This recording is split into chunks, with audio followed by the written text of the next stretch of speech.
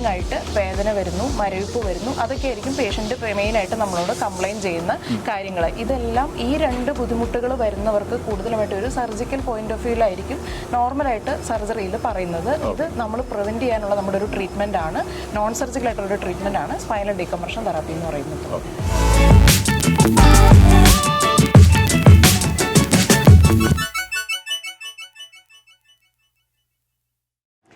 നമസ്കാരം.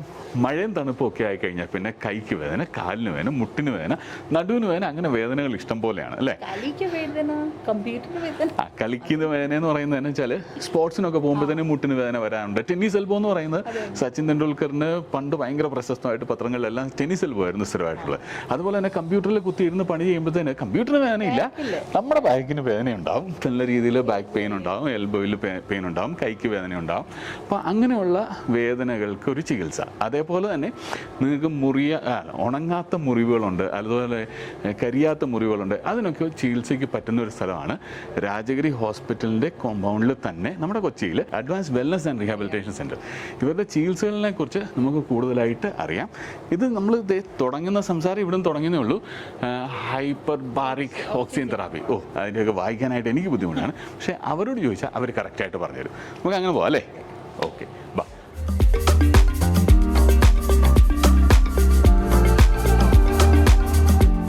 നമുക്ക് ഇവിടെ ആരോടെങ്കിലും സംസാരിക്കാമെന്ന് പറഞ്ഞു, പക്ഷെ അങ്ങനെ ആരോടെങ്കിലും സംസാരിക്കാൻ പറ്റിയല്ല അല്ലേ? നമുക്ക് നിഖിലിനോട് സംസാരിക്കാം.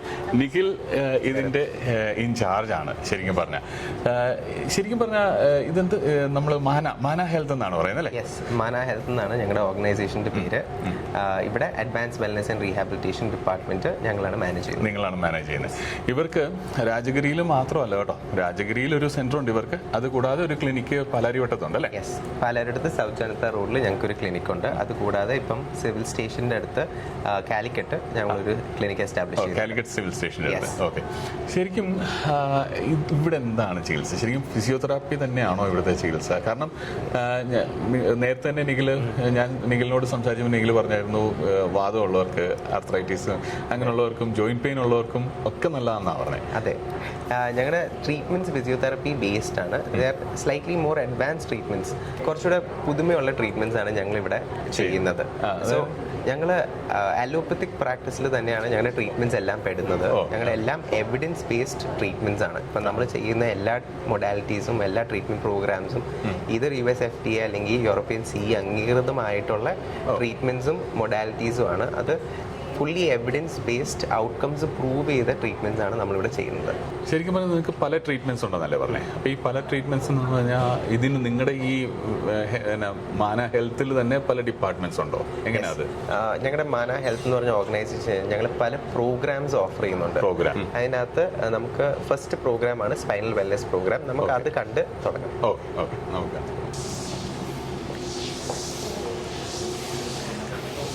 ഇതാണ് കീർത്തി, കൺസൾട്ടന്റ് ഫിസിയോതെറാപ്പിസ്റ്റ്. കീർത്തി ആയിരിക്കും സ്പൈനൽ വെൽനസ് പ്രോഗ്രാം ഇൻട്രൊഡ്യൂസ് ചെയ്യുന്നത്. ഓക്കെ. കീർത്തി, ഈ സ്പൈനൽ ഡീകംപ്രഷൻ തെറാപ്പി എന്ന് പറഞ്ഞാലേ ശരിക്കും അത് നടുവിന് വേദന, സ്പൈൻ എന്ന് പറയുമ്പോൾ നമ്മൾ പറയുന്നത് അതിനു വേണ്ടി തന്നെയാണോ അത്? അതെ, പ്രധാനമായിട്ടും സ്പൈനൽ വെൽനസ് പ്രോഗ്രാമിൽ മെയിനായിട്ട് വരുന്ന സ്പൈനൽ ഡീകംപ്രഷൻ തെറാപ്പി എന്നാണ്. അതായത് ഒരു നോൺ സർജിക്കൽ ട്രീറ്റ്മെന്റ് ആണ്. അതായത് നമുക്ക് സർജറി കൂടാതെ നടുവിൻ്റെയും കഴുത്തിൻ്റെയും പേശികൾക്കും ഡിസ്കുകൾക്കും ഉണ്ടാകുന്ന ബുദ്ധിമുട്ടുകൾ മാറാനുള്ള ഒരു ഡീകംപ്രഷൻ തെറാപ്പിയാണ് സ്പൈനൽ ഡീകംപ്രഷൻ തെറാപ്പി എന്ന് പറയുന്നത്. ശരിക്കും നമ്മൾ ഈ ലോങ് ഡ്രൈവ് ഒക്കെ ചെയ്യുമ്പോൾ, കുറേ നേരം ഡ്രൈവ് ഒക്കെ ചെയ്ത് കഴിയുമ്പോൾ നമുക്ക് നടുവിനൊരു വേദനയുണ്ടോ? അതിൻ്റെ എല്ലാത്തിൻ്റെയും സൊല്യൂഷൻ നമുക്ക് സ്പൈനൽ ഡീകംപ്രഷൻ തെറാപ്പിയിലുണ്ട്. ശരിക്കും ഞങ്ങൾക്ക് ഉണ്ടാകുന്ന ഒരു പ്രശ്നമാണ്. കാരണം ഞാൻ ലോങ് ഡ്രൈവ് മിക്കവാറും പോകാറുള്ളതാണ്. രാവിലെ സ്റ്റാർട്ട് ചെയ്താൽ മിക്കവാറും 8 hours 9 hours ലോങ് ഡ്രൈവ് ആയിരിക്കും. അപ്പോൾ അതിനൊക്കെ നല്ലതായിരിക്കും. ഇപ്പോൾ ഈ നടുവിൻ്റെ വേദന എന്ന് പറയുമ്പോൾ തന്നെ നമുക്ക് പല രീതിയിലുണ്ടാവുമല്ലോ. ചിലർക്ക് മേളിൽ കഴുത്തിനും ഈ പ്രശ്നം ഉണ്ടാവും. അതിൻ്റെയും ട്രീറ്റ്മെന്റ് ഇവിടെ തന്നെയാണ് അല്ലേ? സ്പൈനൽ ഡീകംപ്രഷൻ തെറാപ്പി മെയിനായിട്ട് നമുക്ക് കഴുത്തിൻ്റെയും നടുവിൻ്റെയും ആയിട്ടുള്ള ഡിസ്കിൻ്റെ ബുദ്ധിമുട്ടുകൾക്കെല്ലാം നമുക്ക് കൊടുക്കാവുന്ന ഒരു ഡീകംപ്രഷൻ തെറാപ്പിയാണ്. അതായത് നമുക്കിപ്പോൾ കഴുത്തിൻ്റെ വേദന, അതായത് ഡിസ്ക് ബൾജുകൾ സംഭവിക്കാം, ഡിസ്കുകൾ അമങ്ങിയിട്ട് ഞരമ്പിലേക്ക് സ്പോണ്ടൈലോസിസ് ചേഞ്ചസ് സർവൈക്കലും അതുപോലെ ലംബാർ റീജിയനിലും നടുവിൻ്റെ ഭാഗത്ത് നമുക്ക് ലംബാർ സ്പോണ്ടൈലോസിസ് വരും, സർവൈക്കലിലും വരുന്നുണ്ട് സ്പോണ്ടൈലോസിസ്. അതായത് തേയ്മാന സംബന്ധമായിട്ടുള്ള ബുദ്ധിമുട്ടുകൾ അത് തീവ്രമായിട്ടുള്ള സ്റ്റേജിലേക്ക് പോകുമ്പോൾ കയ്യിലേക്ക് ഇറങ്ങി മരവിപ്പ് വേദന, കാലിലേക്ക് ഇറങ്ങി റേഡിയേറ്റിംഗ് ആയിട്ട് വേദന വരുന്നു, മരവിപ്പ് വരുന്നു. അതൊക്കെ ആയിരിക്കും പേഷ്യൻ്റ് മെയിനായിട്ട് നമ്മളോട് കംപ്ലയിൻറ്റ് എക്സ്പ്ലെയിൻ ചെയ്യുന്ന കാര്യങ്ങൾ. ഇതെല്ലാം ഈ രണ്ട് ബുദ്ധിമുട്ടുകൾ വരുന്നവർക്ക് കൂടുതലുമായിട്ട് ഒരു സർജിക്കൽ പോയിന്റ് ഓഫ് വ്യൂവിലായിരിക്കും നോർമലായിട്ട് സർജറിയിൽ പറയുന്നത്. ഇത് നമ്മൾ പ്രിവെന്റ് ചെയ്യാനുള്ള നമ്മുടെ ഒരു ട്രീറ്റ്മെന്റ് ആണ്, നോൺ സർജിക്കൽ ആയിട്ടുള്ള ഒരു ട്രീറ്റ്മെന്റ് ആണ് സ്പൈനൽ ഡീകംപ്രഷൻ തെറാപ്പി എന്ന് പറയുന്നത്. സർജിക്കൽ ട്രീറ്റ്മെന്റ് ഇല്ലാതെ എന്ന് പറയുമ്പോൾ ഈ കത്തിയും സൂചി ഇല്ലാത്ത പരിപാടിയാണ് അല്ലേ? ശരിക്കും പറഞ്ഞാൽ ഈ ആശുപത്രി എന്ന് പറയുമ്പോഴോ ക്ലിനിക് എന്ന് പറയുമ്പോഴോ എനിക്ക് ഏറ്റവും വലിയ പേടി എന്ന് പറയുന്നത് ഈ കത്തിയും സൂചിയാണ്. പണ്ട് കയ്യിൽ ഒരു ചെറിയൊരു എന്താ പഴുപ്പ് പോലെ വന്നിരുന്നു. അത് സർജറി ചെയ്യാനായിട്ട് ഹോസ്പിറ്റലിൽ പോയപ്പോൾ ഞാൻ പീരുമേട് ഹോസ്പിറ്റലിൽ നിന്ന് വഴിയെ ഇറങ്ങി ഓടിയ പാർട്ടിയാണ്. ഭയങ്കര പേടിയാണ് എനിക്ക്. അപ്പോൾ ഇവിടെ അങ്ങനെയൊന്നുമില്ല, വേദനരഹിതമായ നോൺ സർജിക്കൽ ആയിട്ടുള്ള ഒരു ട്രീറ്റ്മെന്റ് ആണ് സ്പൈനൽ ഡീകംപ്രഷൻ തെറാപ്പി എന്ന് പറയുന്നത്. അപ്പോൾ ഏതായാലും ഇപ്പം എനിക്ക് നടുവേദന അത്ര എക്സ്ട്രീം ലെവലില്ല. ഇത് നമ്മൾ വീഡിയോ ചെയ്യുന്നത് ഇൻഫർമേഷൻ ബേസിൽ ചെയ്യുന്നതേ ഉള്ളൂ. നമ്മൾ ട്രീറ്റ്മെന്റ് എടുക്കാൻ വന്നതല്ല. അപ്പോൾ ഇൻഫർമേഷനാണ് ഇവിടെ. അതേപോലെ തന്നെ ഇവിടെ പേഷ്യൻസ് ഉണ്ട്, അതുകൊണ്ട് തന്നെ സൗണ്ട് ഉണ്ടാവും, ആൾക്കാർ അങ്ങോട്ടും ഇങ്ങോട്ടും പോകുന്നുണ്ടാവും. ക്ഷമിക്കുക, പേഷ്യൻസ് ഉണ്ട്. ഇപ്പൊ ഇത് ഫ്രീ ആയെന്ന് തോന്നുന്നു. ഇതാണ് നമ്മുടെ സ്പൈനൽ ഡീകംപ്രഷൻ മെഷീൻ എന്ന് പറയുന്നത്. ഓക്കെ, ഇത് ആക്ച്വലി നമുക്കൊരു ട്രാക്ഷനിൽ നിന്ന് ഡിഫറെന്റ് ആണ്. ട്രാക്ഷൻ പോലെയല്ല, സ്പൈനൽ ഡീകംപ്രഷൻ ഒരു ഗ്രേഡഡ് ട്രാക്ഷൻ എന്ന് പറയും. അതായത് നമുക്ക് പെട്ടെന്ന് ഒരു പുള്ള്, പെട്ടെന്ന് ഒരു റിലീസ് അങ്ങനെയല്ല. നമുക്കൊരു ഹോൾഡിംഗ് ടൈം, റെസ്റ്റിംഗ് ടൈം ഉണ്ട്. പേഷ്യന്റിനെ നമ്മൾ ഇവിടെ കിടത്തും. ഇതിപ്പോൾ കഴുത്തിന്റെ ഡീകംപ്രഷൻ ആണ് ഇപ്പോൾ ഈ സെറ്റിംഗ്സ് വെച്ചേക്കുന്നത്. ഓക്കെ, ഇത് മാറ്റിക്കഴിഞ്ഞാൽ നമുക്ക് നടുവിന്റെ ട്രാക്ഷൻ ആണ് വരുന്നത്. നമ്മൾ പേഷ്യന്റ് ഇതിൽ കിടത്തും, നമ്മൾ ഇത് സ്ട്രാപ്പ് ചെയ്യും. ആഫ്റ്റർ ഓൾ നമ്മൾ ഇതെല്ലാം കമ്പ്യൂട്ടറൈസ്ഡ് ആണ്, മെഷീനിലാണ് നമ്മൾ സെറ്റ് ചെയ്യുന്നത്. ഓരോ പേഷ്യന്റിന്റെയും സൈസ്, ഹൈറ്റും വെയിറ്റിന്റെ അടിസ്ഥാനത്തിൽ നമുക്ക് ഒരു ആക്ച്വൽ ഫോഴ്സ് കിട്ടും. അത് നമ്മൾ മെഷീനിൽ സെറ്റ് ചെയ്യും. ആക്ച്വൽ ഫോഴ്സിൽ നമ്മൾ ഒരിക്കലും ആദ്യമേ ഇനീഷ്യലി ട്രീറ്റ്മെന്റ് സ്റ്റാർട്ട് ചെയ്യില്ല. കാരണം എന്ന് വെച്ച് കഴിഞ്ഞാൽ ആദ്യമേ തന്നെ ഫോഴ്സ് ഹയർ ഫോഴ്സിൽ വലിക്കാൻ പാടില്ല, ട്രാക്ഷൻ കൊടുക്കാൻ പാടില്ല. അപ്പം മിനിമൽ ഫോഴ്സിൽ ലെവൽ 1-ലാണ് നമ്മൾ ആദ്യം ഈ ട്രാക്ഷൻ ഫോഴ്സ് പേഷ്യന്റിന് കൊടുക്കുള്ളൂ. ഇതിപ്പോ എത്ര ദിവസം നമ്മൾ ഈ ഇതില് മെഷീനിൽ വരേണ്ടതായിട്ട് വരും? ഇതൊരു ഗ്രാജുവൽ ആയിട്ട് സംഭവിക്കുന്ന ഒരു പ്രോസസ്സാണ്. ഓൾ ഓഫ് എ സഡൻ നമുക്ക് ഇപ്പോൾ ഡിസ്ക് അമുങ്ങിയിട്ട്, അതായത് ഡിസ്ക് ബൾജസിലൊക്കെ സംഭവിക്കുന്ന വെച്ചാൽ ഡിസ്ക് അമുങ്ങിയിട്ട് നെർവിലേക്ക് കംപ്രഷൻ പോവുകയാണ്. അപ്പോൾ ഗ്രാജുവൽ ആയിട്ട് നമുക്ക് ഈ ഹൈറ്റും വെയിറ്റും കാൽക്കുലേറ്റ് ചെയ്തിട്ടുള്ള ഈ ഫോഴ്സും കൊണ്ട് ഡിസ്കിനെ ജസ്റ്റ് നമുക്ക് വെർട്ടിബ്രേ തമ്മിൽ ഒറ്റ ദിവസം കൊണ്ട് മാത്രം ഇങ്ങനെ അകത്തുന്ന ഒരു പ്രോസസ്സ് കൊണ്ട് നമുക്ക് ഒരു എഫക്റ്റീവ്നെസ്സും കിട്ടില്ല. അപ്പോൾ നമ്മൾ ഇതിന്റെ സെഷൻസ് എന്ന് പറയുന്നത് 15 to 20 സെഷൻസ് ആണ്. ഓക്കെ, അതിൽ 10 സെഷൻ പേഷ്യന്റ് കണ്ടിന്യൂസ് ആയിട്ട് വരണം. കാരണം എന്ന് വെച്ച് കഴിഞ്ഞാൽ നമുക്കത് ഗ്രാജുവൽ ആയിട്ടാണ് നമുക്കത് മിനിമൈസ് ചെയ്ത് കൊണ്ടുവരാൻ പറ്റുള്ളൂ. പിന്നെ വരുന്ന 5 to 8 സെഷൻസ് ഓൾട്ടർനേറ്റ് സെഷൻസ് ആണ് വരുന്നത്. അതായത് നമ്മൾ ഒന്നിടവിട്ടുള്ള ദിവസം പേഷ്യന്റിനോട് വരാൻ പറയും. അതിനനുസരിച്ച് നമ്മൾ ഫോഴ്സ് മാനേജബിൾ ആയിട്ട് നമ്മൾ ഓരോരോ ലെവൽസിൽ ചേഞ്ച് ചെയ്ത് നമ്മൾ കൊണ്ടുവരും. അങ്ങനെയാണ് പേഷ്യന്റ് ആ റിലീഫ് ഫീൽ ചെയ്യാൻ പറ്റുള്ളൂ. ഇത് മെയിൻലി ഈ മെഷീൻ കൊണ്ട് മാത്രം ഒതുങ്ങുമോ? ഇല്ല, നമ്മുടെ ഈ മെഷീൻ കൊണ്ട് മാത്രം ഒതുങ്ങുന്നില്ല. നമുക്ക് മെയിൻ ആയിട്ട് നടുവേദന അല്ലെങ്കിൽ ഡിസ്ക് സംബന്ധമായിട്ടുള്ള ബുദ്ധിമുട്ട്, കാലിലേക്ക് ഇറങ്ങി വരുന്ന മരവിപ്പ് അല്ലെങ്കിൽ കഴുത്തിന്റെ വേദന, കയ്യിലേക്ക് ഇറങ്ങി വരുന്ന ബുദ്ധിമുട്ടുകളെല്ലാം നമ്മുടെ കുറേ പോസ്റ്ററൽ ഹാബിറ്റ്സ് കൊണ്ട് സംഭവിക്കുന്നതായിരിക്കും. അതായത് ദൈനംദിന ജീവിതത്തിൽ നമ്മൾ ചെയ്യുന്ന കുറേ മിസ്റ്റേക്കുകൾ ഉണ്ടാവും. ഇരിക്കുമ്പോഴും നിൽക്കുമ്പോഴും നടക്കുമ്പോഴും അല്ലെങ്കിൽ യാത്ര ചെയ്യുമ്പോഴും കണ്ടിന്യൂസ് നമ്മൾ സിറ്റിംഗ് ആയിരിക്കും. നമ്മൾ പറയുന്നതനുസരിച്ച് പേഷ്യന്റ് നമ്മൾ അഡ്വൈസ് ചെയ്തിരുന്ന കണ്ടിന്യൂസ് ഒരു 30 to 45 മിനിറ്റ്സ് ഒരേ ഇരിപ്പിലിരുന്ന് ഒരിക്കലും ട്രാവൽ ചെയ്യാൻ പാടില്ല, ഇരുന്നുകൊണ്ട് ഒരു ജോബ് ചെയ്യാൻ പാടില്ല, നിന്നുകൊണ്ടൊരു ജോലി ചെയ്യാൻ പാടില്ല. 30 to 45 മിനിറ്റ്സ് നമുക്കൊരു 5 മിനിറ്റ്സോ 10 മിനിറ്റ്സോ വർക്ക് ചെയ്തിട്ട് പൊസിഷൻ ചേഞ്ച് ചെയ്യാം. ഇരുന്നിട്ട് ചെയ്യുവാണെങ്കിൽ 10 മിനിറ്റ് കഴിഞ്ഞ് നമുക്കൊന്ന് നടക്കാം, അല്ലെങ്കിൽ ഒന്ന് കിടക്കാം, അല്ലെങ്കിൽ ഒന്ന് പൊസിഷൻ ചേഞ്ച് ചെയ്യാം. അത് ബെറ്റർ ആണ്. ഡ്രൈവിംഗ് നമ്മൾ കണ്ടിന്യൂസ് ഇപ്പോൾ ലോങ് ഡ്രൈവ് ഒക്കെ പോകണമെങ്കിൽ നമ്മൾ ഒരേ ഇരിപ്പിലിരുന്ന് ഇങ്ങനെ ഡ്രൈവ് ചെയ്യാനുള്ളൂ. അപ്പൊ പിന്നെയും ഈ പ്രഷർ വരുന്നത് ഡിസ്കിലേക്കാണ്. അതാണ് ഈ കോസസ് എല്ലാം ഉണ്ടാവാനുള്ള മെയിൻ കാരണം. അപ്പൊ ഇനീഷ്യലി അത് ലോക്കലൈസ്ഡ് ആയിട്ട് നടുവിൽ തന്നെ നിൽക്കും. ക്രോണിക് സ്റ്റേജിലേക്ക് നീങ്ങി പോകുമ്പോൾ കാലിലേക്ക് ഇറങ്ങിയും കൈയിലേക്ക് ഇറങ്ങിയുള്ള ബുദ്ധിമുട്ടുകൾ നമുക്ക് ആരംഭിക്കും. അപ്പൊ നിങ്ങൾ എക്സസൈസും നമ്മൾ എർഗണോമിക് അഡ്വൈസും എക്സസൈസും പറഞ്ഞു കൊടുക്കും. നമ്മൾ ഈ പറഞ്ഞല്ലോ, ആദ്യം പറഞ്ഞ 15 to 20 സെഷൻസിൽ 10 സെഷൻസ് കണ്ടിന്യൂസ് കഴിഞ്ഞ് ഓൾട്ടർനേറ്റ് സെഷൻസിൽ നമ്മൾ പേഷ്യന്റിനോട് വരാൻ പറയും. അത് കഴിഞ്ഞിട്ട് ഇതിന്റെ ഒപ്പം തന്നെ നമ്മളൊരു 7 to 8 ഡേയ്സ് കഴിയുമ്പോൾ എർഗണോമിക് അഡ്വൈസ് പേഷ്യന്റിന് കൊടുക്കും. അതായത് നമ്മൾ ഇരിക്കുമ്പോഴും നിൽക്കുമ്പോഴും നടക്കുമ്പോഴും ഒരു വെയിറ്റ് ലിഫ്റ്റ് ചെയ്യുമ്പോഴോ നമ്മൾ എന്തെങ്കിലും ഡെയിലി ലിവിംഗിൽ ആക്ടിവിറ്റീസ് ചെയ്യുമ്പോൾ ശ്രദ്ധിക്കേണ്ടതായിട്ടുള്ള കാര്യങ്ങൾ നമ്മൾ പേഷ്യന്റിന് അഡ്വൈസ് ചെയ്ത് കൊടുക്കും. അതൊരിക്കലും ഒരു പേഷ്യന്റിന് അതിനെക്കുറിച്ച് അവയർനെസ് ഉണ്ടാവില്ല. പല തെറ്റുകളായിരിക്കും. നമ്മൾ കൂടി ഇത് പഠിച്ചപ്പോഴാണ് നമ്മൾ കോൺഷ്യസ് ആയി തുടങ്ങുന്നത്, അല്ലെങ്കിൽ നമുക്കും അറിയില്ലല്ലോ. അപ്പൊ അത് നമ്മൾ അഡ്വൈസ് ചെയ്ത് കൊടുക്കും. പിന്നെ നമ്മൾ ഓഫ് കോഴ്സ് നമ്മൾ ഈ ഡിസ്ക് ബൾജും കാലിലേക്ക് ഇറങ്ങി വരുന്ന ഞരമ്പിലേക്ക് കംപ്രഷൻ വന്ന് കാലിലേക്ക് ഇറങ്ങി വരുന്ന ബുദ്ധിമുട്ടുകളും കാര്യങ്ങളൊക്കെ വരുമ്പോൾ ഒത്തിരി അതിനെ സറൗണ്ട് ചെയ്ത് വരുന്ന പേശികൾക്കും ബലക്കുറവുകൾ സംഭവിക്കും, മസിൽസിന്. അപ്പൊ ഈ മസിൽസിന് സ്ട്രെങ്തൻ ചെയ്യണമെന്നുണ്ടെങ്കിൽ ആദ്യം നമുക്ക് ഈ വേദനയും നീർക്കെട്ടൊക്കെ ഒന്ന് കുറയണം. അത് കുറഞ്ഞെങ്കിൽ മാത്രമാണ് നമുക്ക് എക്സസൈസ് പോയിന്റ് ഓഫ് വ്യൂവിൽ പോകാൻ പറ്റുള്ളൂ. അപ്പൊ നമ്മുടെ സ്പൈനൽ ഡീകംപ്രഷന്റെ കോഴ്സിൽ നമുക്ക് 30 മിനിറ്റ്സ് ആണ് സ്പൈനൽ ഡീകംപ്രഷൻ വരുന്നത് പേഷ്യന്റിന്. ഇനി ഈ മെഷീനിൽ തന്നെ നമുക്ക് മൊബിലൈസേഷൻ എന്ന് പറഞ്ഞൊരു പാർട്ടും കൂടി ഉണ്ട്. അതെന്താ സംഭവം എന്ന് വെച്ചാൽ ഈ ഡിസ്കിന്റെ 2 വെർട്ടിബ്ര വെർട്ടിബ്രയുടെ ഇടയിൽ നമുക്ക് ഇന്റർവെർട്ടിബ്രൽ ഡിസ്ക് എന്ന് പറഞ്ഞ ഒരു സംഗതി ഉണ്ട്. അത് ഈ ബൾജ് ആയി കഴിയുമ്പോൾ അതിന്റെ അകത്ത് കുറച്ച് വാട്ടറും ന്യൂട്രിയൻ കണ്ടൻസ് ഒക്കെ ഉണ്ട്. അപ്പോൾ ബൾജ് ആയി കഴിയുമ്പോൾ അത് ലീക്ക് ഔട്ട് ആവും. അപ്പൊ അത് ഡിസ്കിന്റെ ഹെൽത്തിനെ ബാധിക്കും. അപ്പൊ അതൊന്ന് റീഗെയിൻ ചെയ്യാനും കൂടി നമ്മൾ ഇതിൽ തന്നെ മൊബിലൈസേഷൻ സെറ്റിംഗ്സിൽ ഡിസ്കിനെ ഒന്ന് ഫ്രീ ആക്കാൻ വേണ്ടി നമ്മൾ മൊബിലൈസേഷൻ ടെക്നിക്കും കൂടി ഇതിന്റെ ഒപ്പം ചെയ്യുന്നുണ്ട്. അത് നമ്മളൊരു ഓൾമോസ്റ്റ് പെയിൻ ഒക്കെ കുറയുകയാണെങ്കിൽ 5 to 6 days തന്നെ നമ്മളത് സ്റ്റാർട്ട് ചെയ്യും. അത് കഴിഞ്ഞിട്ട് 30 minutes spinal decompression plus 10 minutes mobilisation. അത് കഴിഞ്ഞ് നമുക്ക് വേദനയും നീർക്കെട്ടും മാറാനുള്ള നോർമൽ ഫിസിയോതെറാപ്പിയും കൂടെ നമ്മളിവിടെ ചെയ്യുന്നുണ്ട്. അതായത് പെയിൻ റിലീവിംഗ് മൊഡാലിറ്റീസ് ആയിട്ടുള്ള IFT, അൾട്രാസൗണ്ട്, ക്രയോതെറാപ്പി അതും കൂടി കോമ്പിനേഷൻ ആയിട്ട് നമ്മൾ ഇതിന്റെ ഒപ്പം. ശരിക്കും പറഞ്ഞാണല്ലോ നമ്മൾ ഇതിനെക്കുറിച്ച് സംസാരിക്കുകയാണെന്നുണ്ടെങ്കിൽ ഒരു ചെറിയ വീഡിയോയിലൊന്നും തീരെയല്ല. നമ്മളിപ്പോൾ ഇത് ഒരു 20 minutes വീഡിയോയിൽ ഒതുക്കാനായിട്ടാണ് നമ്മൾ ശ്രമിക്കുന്നത്. ഇത് ഇപ്പം ആൾക്കാർ പറയും ഇത്രയും ഡീറ്റെയിൽ ആയിട്ട് പറഞ്ഞ് പോകേണ്ട കാര്യമുണ്ടോ? അറിയേണ്ടവർക്ക് ഇതിൽ കൂടുതലുണ്ടാവും, ഒത്തിരി കാര്യങ്ങളുണ്ട് അറിയാനായിട്ട്. അങ്ങനെ നിങ്ങൾക്ക് അറിയണമെന്നുണ്ടെങ്കിൽ താഴെ നമ്മൾ ഡിസ്ക്രിപ്ഷനിൽ ഇവരുടെ കോൺടാക്ട് ഡീറ്റെയിൽസ് എല്ലാം കൊടുക്കുന്നതാണ്. അതേപോലെ നമ്മൾ അടുത്ത ചികിത്സയും കൂടെ ഇനിയിപ്പോൾ അടുത്ത ചികിത്സയുടെ ഇതിലേക്ക് പോകാം അല്ലേ? ബാ ഇനി അടുത്തത് എന്താണെന്ന് നോക്കാം. ബാ. അടുത്തായിട്ട് നമുക്ക് വരുന്നത് cell repair and regeneration therapy. ഇത് അടുത്ത മെയിൻ ഫോക്കസ് ആണ്. ഒരു 100-90% ആളുകളെ ബാധിക്കുന്ന പ്രശ്നമാണ് മുട്ടുവേദന. മുട്ടുവേദന വളരെയധികം സർജറി പോയിന്റ് ഓഫ് വ്യൂ ആണ്. എല്ലാവരും മുട്ട് മാറ്റി വയ്ക്കൽ ശസ്ത്രക്രിയ ഇതൊക്കെ ഇതും നമുക്കൊരു നോൺ സർജിക്കൽ അപ്രോച്ച് ആണ്. ഓക്കെ, വീണ്ടും ഉണ്ട്. ശരിക്കും എൻ്റെ മമ്മിക്ക് പണ്ട് ഭയങ്കരമായിട്ട് മുട്ടുവേദന ഉണ്ടായിരുന്നു. ഇപ്പൊ അങ്ങനെ മുട്ടുവേദനയില്ല. പണ്ട് ഭയങ്കര മുട്ടുവേദന. ഇത് ഈ ഗൗട്ടിന്റെ മുട്ടുവേദനയ്ക്ക് എല്ലാം വരുന്നതാണ്.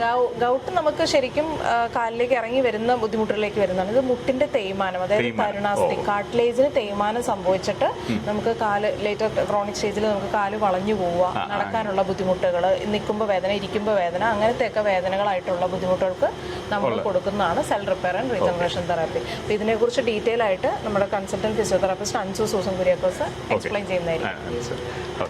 അപ്പോൾ നമുക്ക് അൻസുനെ കാണാം അല്ലേ? കയറാമല്ലോ അല്ലേ? അൻസു നമസ്കാരം. ഇതാണ് സ്പൈനൽ. ഇത് സ്പൈനൽ അല്ല, ഇത് എന്തോന്ന്? ഇത് PCRT. സോറി, എനിക്ക് ഈ ടേംസ് ഒക്കെ വലിയ ബുദ്ധിമുട്ടാണ്. അപ്പൊ അൻസിനോട് തന്നെ ചോദിക്കാം. ഇതിന്റെ പ്രധാന ഉദ്ദേശം എന്ന് പറയുന്നത് മുട്ടുവേദന എന്നാ പറഞ്ഞത് അല്ലേ? മുട്ടുവേദന മാത്രമല്ല, പല കണ്ടീഷൻസിൽ നമുക്കിത് യൂസ് ചെയ്യാൻ പറ്റും. ഡീജനറേറ്റീവ് ആയിട്ടുള്ള കണ്ടീഷനിൽ യൂസ് ചെയ്യാൻ പറ്റും. അതായത് ഓസ്റ്റിയോആർത്രൈറ്റിസ് പോലത്തെ കണ്ടീഷൻ, അതായത് ഈ മുട്ടിനൊക്കെ തേയ്മാനം വരുന്ന കണ്ടീഷൻസ്, അങ്ങനത്തെ ബുദ്ധിമുട്ടുകൾക്കൊക്കെ ഉപയോഗിക്കാൻ പറ്റും. മുട്ടിനും ആംഗിളിനും വരാം, ഹിപ്പിന് വരാം. വെയിറ്റ് ബെയറിംഗ് ജോയിന്റ്സിനായിരിക്കും കൂടുതലും ഈ ഒരു ബുദ്ധിമുട്ട് വരുന്നത്. അപ്പം ഹിപ്പിന് വരാം, നീക്ക് വരാം, ആംഗിളിന് വരാം, ഓസ്റ്റിയോആർത്രൈറ്റിസ് എന്ന് പറഞ്ഞ കണ്ടീഷൻ. അതേപോലെ നമുക്ക് പൊസിഷൻ ചെയ്യും. ഹിപ്പ് ആണെന്നുണ്ടെങ്കിൽ നമുക്ക് ഹിപ്പ് ഈ ഒരു ഏരിയയിലായിരിക്കും വരുന്നത്. ഇവിടെ നിന്നാണ് മാഗ്നറ്റിക് ഫീൽഡ് കിട്ടുന്നത്. അപ്പൊ ഹിപ്പ് ഈ ഒരു ഏരിയയിൽ എക്സ്പോസ് ചെയ്യുന്ന രീതിയിലായിരിക്കും പേഷ്യന്റ് കിടക്കുന്നത്. ഇതിപ്പം മുട്ടിന്റെ ചികിത്സയാണ് ഇപ്പോൾ. അതെ, ഇതിപ്പോ മുട്ടിനാണ്. അതുപോലെ നമുക്ക് ligament injury, sports related ligament injury ഉണ്ടെങ്കിലും ഇത് ആപ്ലിക്കബിൾ ആണ്. അതുപോലെ ഗൗട്ടിനൊക്കെ നമ്മളിവിടെ കോമ്പിനേഷൻ തെറാപ്പി ആയിട്ട് കൊടുക്കുന്നുണ്ട്. ഗൗട്ടിന് കംപ്ലീറ്റ് സൊല്യൂഷൻ അല്ല, പക്ഷേ ഒരു കോമ്പിനേഷൻ തെറാപ്പി പോലെ കൊടുക്കുന്നുണ്ട്. അതുപോലെ റുമറ്റോയ്ഡ് ആർത്രൈറ്റിസ് പോലത്തെ കണ്ടീഷൻസിനും കൊടുക്കുന്നുണ്ട്. ഇൻഫ്ലമേറ്ററി കണ്ടീഷൻസിനൊക്കെ കൊടുക്കുന്നുണ്ട്. ഇതും ശരിക്കും പറഞ്ഞ കത്തിയും സൂചിയൊന്നും ഉപയോഗിക്കാത്ത നോൺ സർജിക്കൽ ട്രീറ്റ്മെന്റ് ആണ്. പെയിൻ ഫ്രീ ആണ്. സൈഡ് എഫക്റ്റ് ഇല്ലാത്ത ട്രീറ്റ്മെന്റ് ആണ്. അതുകൊണ്ട് പേഷ്യൻസിന് ധൈര്യമായിട്ട് എടുക്കാം. ഇതിപ്പോ എത്ര ദിവസമായിരിക്കും, അല്ലെങ്കിൽ എത്ര ട്രീറ്റ്മെന്റ് ആയിരിക്കും ചെയ്യേണ്ടത്? എത്ര സിറ്റിംഗ്സ് ആയിരിക്കും? അത് ഡിപ്പെൻസ്. ഓരോ കണ്ടീഷൻ അനുസരിച്ചും അതിന്റെ സിവിയറിറ്റി അനുസരിച്ചുമാണ് വരുന്നത്. അതെ, ഇത് ശരിക്കും പറഞ്ഞാൽ നമ്മൾ പെട്ടെന്ന് നമ്മൾ പറയും എത്രയെന്ന് നമ്മൾ ചോദിക്കും. എത്ര ഒരു വെബ്സൈറ്റ് ഉണ്ടാക്കുന്ന പോലെ ഞങ്ങൾ ചോദിക്കുന്നത്. അപ്പം എത്ര ഒരു വെബ്സൈറ്റ് ഉണ്ടാക്കി, ഓരോ വെബ്സൈറ്റിനും ഓരോ സമയമാണ് വേണ്ടത്. അതുപോലെ തന്നെ ഓരോ പേഷ്യന്റിനും ഓരോ സമയമാണ് അല്ലേ? ഇപ്പോൾ ഓസ്റ്റിയോആർത്രൈറ്റിസ് എന്ന് പറഞ്ഞ കണ്ടീഷൻ ആണെങ്കിലും ചെറിയ പ്രോബ്ലമേ ഉള്ളൂ എന്നുണ്ടെങ്കിൽ നമുക്കൊരു 12 സിറ്റിംഗ്സ് ഒക്കെ മതിയാവും. 1 hour ആണ് ഈ ഒരു ട്രീറ്റ്മെന്റ് എടുക്കേണ്ടത്, ഈ മാഗ്നറ്റിക് ഫീൽഡ് എടുക്കേണ്ടത്. അത് കഴിഞ്ഞിട്ട് ശേഷം നമ്മൾ പെയിൻ മാനേജ്മെന്റ്, ബേസിക് ആയിട്ടുള്ള ഫിസിയോതെറാപ്പി മോഡാലിറ്റീസ് ആയ IFT, അൾട്രാസൗണ്ട്, ക്രയോതെറാപ്പി മോഡാലിറ്റീസും യൂസ് ചെയ്യും. ക്രയോതെറാപ്പി ഞാൻ പോയിരുന്നു. അൻസു തന്നെ എനിക്ക് കയ്യിൽ നല്ല തണുപ്പാണ് അതല്ലേ? നല്ല തണുപ്പാണ്. അത് ശരിക്കും മരവിപ്പിക്കുക എന്നൊക്കെ വേണം പറയാം. നം ചെയ്ത് വെക്കാണ്. നല്ല ശരിക്കും ഐസ് പാക്ക് വെക്കുന്ന പോലാണ്. കോൾഡ് ആയിട്ടുള്ള എയർ കുറച്ചും കൂടി ഡീപ്പർ ആയിട്ട് നമുക്ക് ആ ഒരു ഏരിയയിലേക്ക് കിട്ടും. അപ്പം നമ്പായിട്ട് ഫീൽ ചെയ്യും. പേഷ്യൻസിനൊക്കെ കുറച്ചും കൂടെ ഇഷ്ടമുള്ളൊരു കാര്യമാണ്. കാരണം വെച്ചാൽ ആ വേദന അന്നേരം അങ്ങ് മാറി നിൽക്കുക. ആ സമയത്ത് വേദന ഉണ്ടാവില്ല. ഇൻസ്റ്റന്റ് റിലീഫാണ്. അതെ, ശരിക്കും അതിന്റെ തന്നെ നിങ്ങൾക്ക് ഈ ടെമ്പറേച്ചർ അഡ്ജസ്റ്റ് ചെയ്യാൻ പറ്റുന്നതാണ്. അഡ്ജസ്റ്റ് ചെയ്യാൻ പറ്റും. ടെമ്പറേച്ചർ അഡ്ജസ്റ്റ് ചെയ്യാൻ പറ്റും. ഞാൻ അതൊന്ന് ട്രൈ ചെയ്ത് നോക്കി. നിങ്ങൾ ഈ സംസാരത്തിന്റെ ഇടയ്ക്ക് നിങ്ങൾ കാണുന്നത് ഞാൻ ട്രൈ ചെയ്ത് നോക്കുന്ന ഭാഗങ്ങളായിരിക്കും ഒരു പക്ഷേ. അങ്ങനെയാണ് അഭിദേവ് എഡിറ്റ് ചെയ്യാനായിട്ട് ഞാൻ അഭിദേവിനോട് പറഞ്ഞത്. അപ്പോൾ അത് കയറി വന്നോളും. കാരണം നമ്മൾ ഓൾറെഡി അത് ട്രൈ ചെയ്താണ്. അത് നമുക്കിപ്പോൾ വേദനയുള്ള ഭാഗം, നമുക്ക് എവിടെയെങ്കിലും വേദന ഉണ്ടെന്നുണ്ടെങ്കിൽ അങ്ങോട്ട് അടിക്കുകയാണെന്നുണ്ടെങ്കിൽ ആ ഭാഗം ഒന്നും മരച്ചിരിക്കുകയാണ് ചെയ്യുന്നത്. ഐസ് വെക്കുന്ന പോലെ തന്നെ. അപ്പോൾ ഇതല്ലാതെ നമുക്കിപ്പം മുട്ടുവേദനയ്ക്ക് നിങ്ങൾ പിന്നീട് കുറേ എക്സസൈസോ അങ്ങനെയുള്ള ഇതെന്ന് പറഞ്ഞാൽ ഒരു 12 അല്ലെങ്കിൽ ഇപ്പം കുറച്ചും കൂടെ നല്ലൊരു കണ്ടീഷൻ ആണെന്നുണ്ടെങ്കിൽ ഒരു 18 സിറ്റിങ്സിൻ്റെ ഒക്കെ ആവശ്യം ഉണ്ടാവും. അതിനുശേഷം 3 വീക്സ് കഴിഞ്ഞ് ഒരു പെയിൻ മാനേജ്മെന്റ് നമ്മൾ ഫോളോ അപ്പ് ഉണ്ടാവും. 2 days ഒരു ഫോളോ അപ്പ് ഉണ്ടാവും. അതിൽ നമ്മൾ പെയിൻ മാനേജ്മെന്റ് കൊടുക്കും. ദെൻ 6 വീക്സ് കഴിഞ്ഞിട്ടാണ് പേഷ്യന്റിന് എക്സസൈസ് നമ്മൾ കൊടുക്കുന്നത്. മസിൽസ് ഒക്കെ വീക്ക് ആയിരിക്കും ആ സമയത്ത്. അപ്പം മസിൽസിനൊക്കെ ഒന്ന് സ്ട്രെങ്തൻ ചെയ്യാനായിട്ട് നമ്മൾ എക്സസൈസ് പ്രോഗ്രാമും കൂടെ നമ്മൾ ആഡ് ചെയ്ത് ചെയ്യുന്നതാണ്. അത് റെഗുലർ വിസിറ്റ്സ് വേണ്ടതാണോ അതോ സാധാരണ നമ്മൾ 6 വീക്സ് ഫോളോ അപ്പിൽ നമ്മൾ 4 days ആണ് പേഷ്യൻസിനെ വിളിപ്പിക്കുന്നത്. ഭയങ്കര ഹൈ ഇൻറ്റൻസ് എക്സസൈസസ് അല്ല. ഓരോ പേഷ്യൻ്റെ കണ്ടീഷൻ അനുസരിച്ച് നമ്മൾ ഇപ്പോൾ പേഷ്യൻ്റ് ആദ്യം വരുമ്പോൾ നമ്മൾ ഫിസിക്കൽ എക്സാമിനേഷൻ ചെയ്യും. പേഷ്യൻ്റ് എങ്ങനെയാണ് വന്നത്, എന്തൊക്കെയാണ് ബുദ്ധിമുട്ട് വന്നതെന്നനുസരിച്ച് ഫിസിക്കൽ എക്സാമിനേഷൻ കൂടെ ചെയ്ത് കഴിഞ്ഞിട്ട് ആ ഒരു മസിലിൻ്റെ ഒക്കെ ഒരു എന്താണ് കണ്ടീഷൻ എന്നുള്ളത് നമുക്ക് അറിയാൻ പറ്റും. അതനുസരിച്ചായിരിക്കും നമ്മൾ എക്സസൈസ് കൊടുക്കുന്നത്. അപ്പോൾ മുട്ടുവേദന ഉണ്ടെന്നുണ്ടെങ്കിൽ അൻസുവിൻ്റെ അടുത്ത് മുട്ടുവേദന മാത്രമല്ല കേട്ടോ, ഞാൻ ജസ്റ്റ് പെട്ടെന്ന് പറയുമ്പോഴത്തേനും മുട്ടുവേദന പറഞ്ഞു എന്നേ ഉള്ളൂ. പക്ഷേ നിങ്ങൾക്ക് എന്താണോ പ്രശ്നം ഉണ്ടല്ലോ, നിങ്ങൾക്ക് ഇങ്ങനെ വേദനകളൊക്കെ ഉണ്ട്, ആർത്രൈറ്റിസിൻ്റെ പ്രശ്നങ്ങളുണ്ട്, മുട്ടുവേദന, നടുവേദന, അങ്ങനെ എന്തെങ്കിലും ഉണ്ടെന്നുണ്ടെങ്കിൽ ഇവിടെ വന്ന് കൺസൾട്ട് ചെയ്യുക. ഡയഗ്നോസിസിന് ശേഷമാണ് അതിൻ്റെ ട്രീറ്റ്മെൻ്റ് ഒക്കെ ഡിസൈഡ് ചെയ്യുന്നത്. അപ്പോൾ ഇനി വേറെ ട്രീറ്റ്മെൻറ്റ്സും ഉണ്ട് കേട്ടോ. ഇപ്പോൾ നമ്മൾ 2 കണ്ടുള്ളൂ, ഇനിയും വേറെ 2 കണ്ടു. ക്രയോതെറാപ്പിയും കണ്ടു. ക്രയോതെറാപ്പി എന്നല്ലേ പറഞ്ഞത്? അതെ, അതും കണ്ടു. അപ്പോൾ ഇനി ബാക്കിയുള്ളതുണ്ട്. അടുത്ത ഏതാണ് നമ്മൾ ഇനി പോകേണ്ടത്? ഇനിയുള്ളത് extra corporeal shock wave therapy എന്ന് പറയും. ഷോക്ക് വേവ് ആണ്. നമ്മൾ ഈ ഷോക്ക് ഇല്ല, പേരിലേ ഉള്ളൂ ഷോക്ക്. അതൊരു സൗണ്ട് വേവ് ആണ്. ഓ, സൗണ്ട് വേവ് ആണ്. ഓക്കേ, അതാരാ? അൻസു തന്നെയാണോ? അല്ല, ടീന മാം ആണ് എടുക്കുന്നത്. അപ്പോൾ ഇനിയിപ്പോൾ നമുക്ക് അങ്ങോട്ട് പോകാം കേട്ടോ. ഇതാണ് ടീന മാം. ഷോക്ക് വേവ് തെറാപ്പി എന്ന് പറയും, പക്ഷെ ഇതെന്ത് എക്സ്ട്രാ കോർപ്പോറിയൽ, ഇത് വലിയ ബുദ്ധിമുട്ടാണ്. അതായത് നമ്മൾ അതിന്റെ മെഷീന്റെ നമ്മൾ പേരാ പറയുന്നത് extra corporeal shock wave therapy എന്ന്.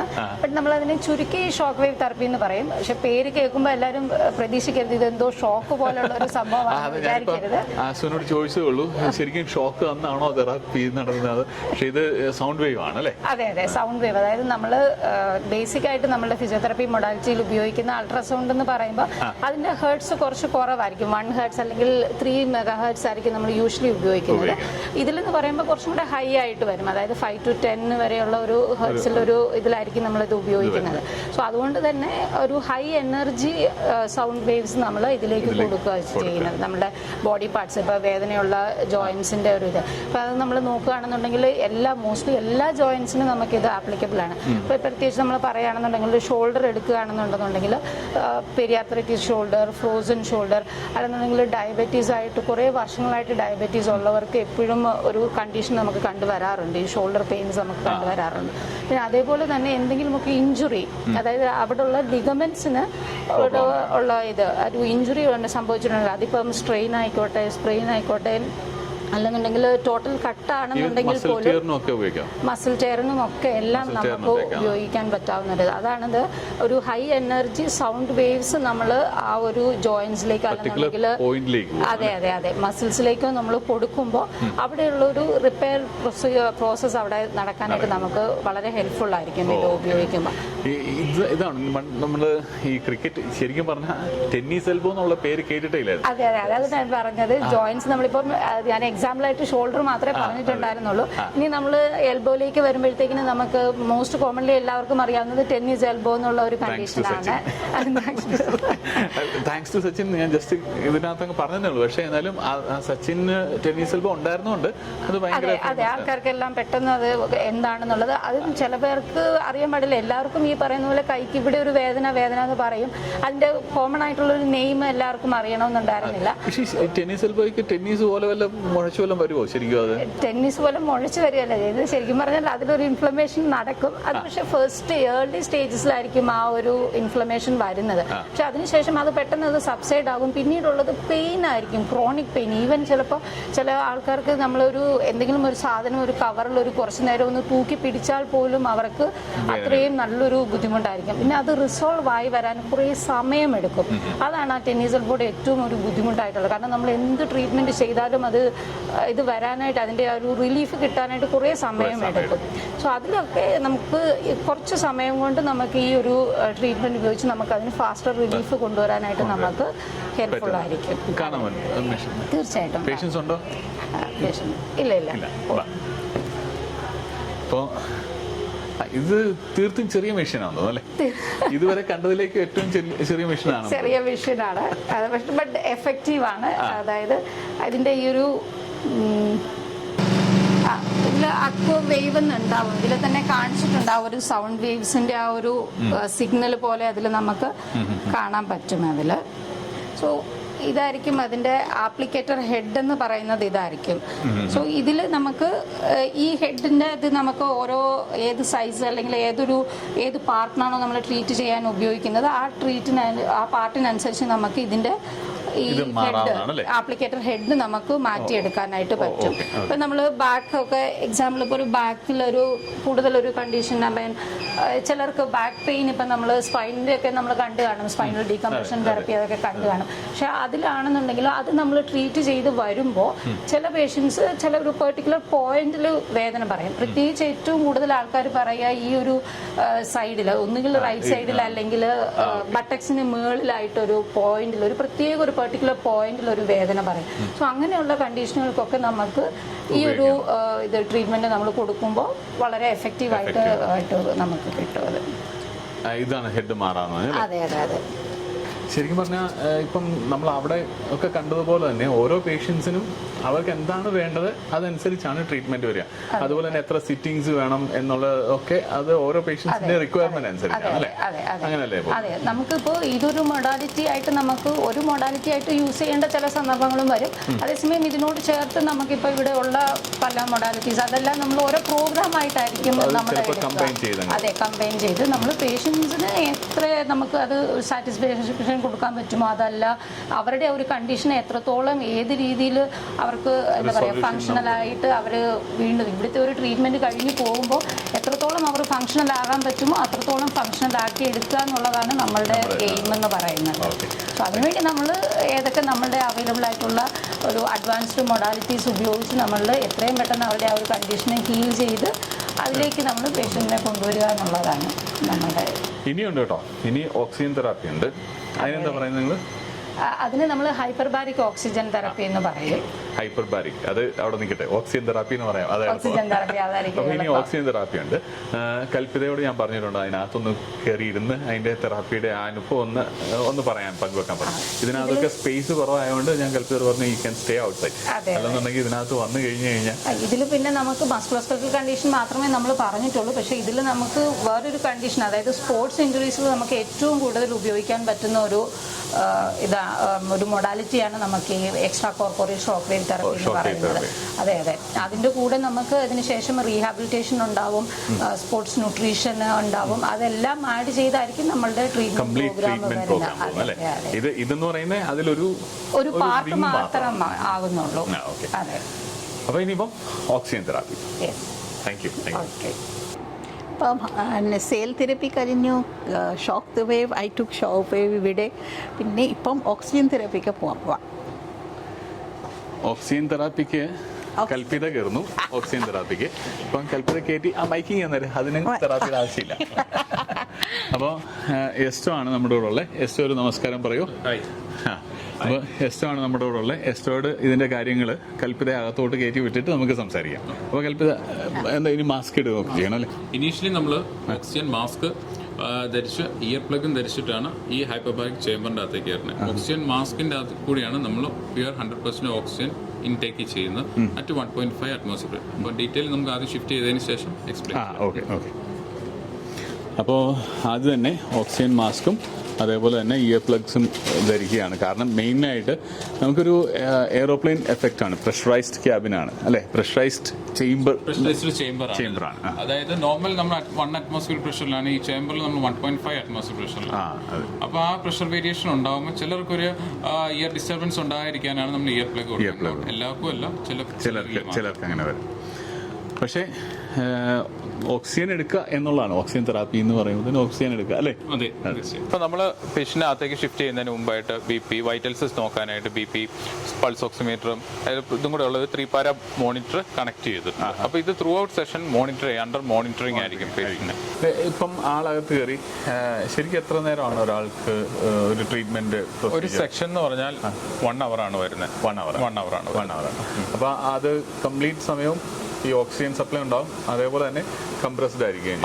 ഇപ്പോൾ patient initially within 2 to 5 minutes ഇത് 1.5 atmosphere പ്രഷറിൽ ഈ ചേംബർ എക്സ്പാൻഡ് ആവും. അതിനുശേഷം ഈ ബാക്കി 55 minutes 1.5 atmosphere പ്രഷറിലായിരിക്കും പേഷ്യന്റ് ഓക്സിജൻ ഇൻടേക്ക് ചെയ്യുന്നത്. ഇതിന്റെ മെയിൻ ബെനിഫിറ്റ്സ് എന്താണ് ശരിക്കും? ഈ ഹൈപ്പർബാരിക് ഓക്സിജൻ തെറാപ്പി, അതായത് നമ്മുടെ ഹൈപ്രോക്സിയ എന്ന് പറഞ്ഞ കണ്ടീഷൻ, അതായത് നമ്മുടെ ശരീരത്തിൽ ഓക്സിജന്റെ ഇത് കുറയുന്ന ഒരു കണ്ടീഷനാണ് ഹൈപ്രോക്സിയ. ഈ ഹൈപ്പർബാരിക് ഓക്സിജൻ യൂഷ്വലി ഈ ന്യൂറോ കണ്ടീഷൻസ് ആയിട്ടുള്ള സ്ട്രോക്ക് പേഷ്യൻസ്, അതായത് സ്ട്രോക്ക് വന്ന് അവരുടെ ന്യൂറോൺ ഹോൺ സെൽസിൽ ഡാമേജ് ഉണ്ടാകുന്നു, അങ്ങനെയുള്ള കണ്ടീഷൻസ്. പിന്നെ അതേപോലെ ഈ ഏജ് റിലേറ്റഡ് ആയിട്ടുള്ള പാർക്കിൻസൺസ്, അൾസിമേഴ്സ്, അങ്ങനെയുള്ള ന്യൂറോ കണ്ടീഷൻസിനും, അതുപോലെ തന്നെ ഈ ഡയബറ്റിക് പേഷ്യൻസിന് മുറിവുകൾ വന്നാൽ ഉണങ്ങാൻ കാലതാമസം എടുക്കും. അതെന്തുകൊണ്ടാണെന്ന് വെച്ചാൽ ആ വൂണ്ടിന്റെ സൈഡിലെ ടിഷ്യൂസ് ഒക്കെ ഡാമേജ് ആയതുകൊണ്ട് പ്രോപ്പർ ആയിട്ടുള്ള ബ്ലഡ് സപ്ലൈയും അതുപോലെ ബ്ലഡിലെ ഓക്സിജന്റെ കണ്ടന്റും കുറവുകൊണ്ടാണ് വൂണ്ട് ഹീലിംഗ് ഇല്ല. അതുപോലെ വീനസ് അൾസേഴ്സ്, ഇങ്ങനെയുള്ള കണ്ടീഷൻസിനൊക്കെ എന്ന് പറഞ്ഞാൽ ഇത് നമ്മുടെ ശരീരത്തിലേക്ക് ഈ ഓക്സിജൻ നമ്മൾ നോർമൽ പ്രഷറിനേക്കാളും 1.5 atmosphere പ്രഷറിൽ ഓക്സിജൻ ഇൻടേക്ക് ചെയ്യുന്നതിന്റെ ഭാഗമായിട്ട് ബ്ലഡിലേക്ക് ഓക്സിജന്റെ പമ്പിങ് സപ്ലൈ കൂടുന്നു. അതനുസരിച്ച് ഈ ഇനാക്റ്റീവ് ആയിട്ടുള്ള ഈ സെൽസ് ടിഷ്യൂസിനെ സ്റ്റിമുലേറ്റ് ചെയ്ത് ആക്റ്റീവ് ആക്കുന്നു. ഇതാണ് ഹൈപ്പർബാരിക് ഓക്സിജന്റെ മെയിൻ. ശരിക്കും പറഞ്ഞാൽ അതിനകത്ത് പകുതി കാര്യങ്ങൾ എനിക്ക് ഗ്രാസ്പ് ചെയ്യാൻ പറ്റുള്ളൂ. കാരണം കൂടുതലും മെഡിക്കൽ ടൈംസ് ഇതിനെ സ്ട്രോക്ക് വന്നവർക്കും അതേപോലെ തന്നെ ഓക്സിജൻ ബോഡിയിൽ അബ്സോർവ് ചെയ്യാൻ പറ്റാത്തവർക്കും ഉപകാരപ്പെടുകയെന്ന് പറഞ്ഞു. ഈ പോസ്റ്റ് കോവിഡ് ട്രീറ്റ്മെന്റ് ഇത് ഉപയോഗിക്കുമെന്ന് പറഞ്ഞു കേട്ടിട്ടുണ്ട്. പോസ്റ്റ് കോവിഡ് അതായത് ലങ് ഡിഫിക്കൽട്ടീസ് ഉള്ള കേസസ്, അതായത് ബ്രീത്തിങ് ഇഷ്യൂസ്, ഇങ്ങനെ വരുന്ന കേസസിന് HPOT ഒരു പരിധി വരെ നല്ല സഹായമാണ് പേഷ്യൻസ്. കാരണം നമുക്കിവിടെ യൂഷ്വലി ഇനീഷ്യൽ സ്പേസിൽ ഫസ്റ്റ് വേവിന് ശേഷം ഒത്തിരി പേഷ്യൻസ് ഉണ്ടായിരുന്നു. അപ്പോൾ നമുക്ക് അങ്ങനെയുള്ള കേസസിൽ, നമുക്ക് ലങ് കേസസിൽ നമുക്ക് കൊടുക്കാവുന്നതാണ്. പിന്നെ ഇതിൻ്റെ അകത്തൊരു കോൺട്രാ ഇൻഡിക്കേറ്റർ എന്ന് പറഞ്ഞാൽ അൺട്രീറ്റഡ് ആയിട്ടുള്ള ന്യൂമോതൊറാക്സ് ഉള്ള പേഷ്യൻസിനെ ജസ്റ്റ് നമ്മളൊരു പൾമണോളജി കൺസൾട്ടേഷന് ശേഷം മാത്രമാണ് ഇൻടേക്ക് ചെയ്യാറ്. കൽപ്പു ഉറങ്ങിപ്പോയോ? എങ്ങനെയുണ്ടായിരുന്നു? ആ മാസ്ക് ഒക്കെ മാറ്റട്ടെ ആദ്യം.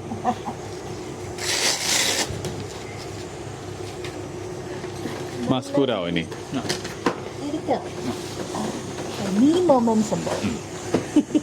എങ്ങനെയായിരുന്നു? പ്രശ്നം ഉണ്ടായിരുന്നു ചെവിയില്? കോൾഡോ?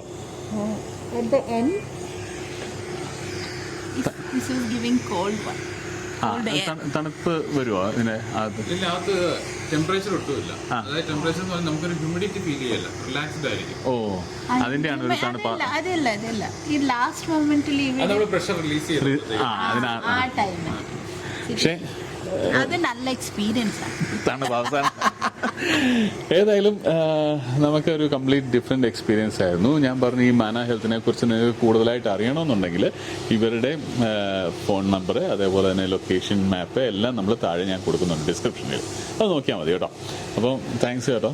അതുപോലെ തന്നെ നിഖിലുണ്ട് ഇവിടെ. നിഖിൽ, ഞാൻ നേരത്തെ പറഞ്ഞായിരുന്നു നിഖിലാണ് ഇതിൻ്റെ എല്ലാം. നിഖിൽ ഒത്തിരി താങ്ക്സ് കേട്ടോ. Thank you.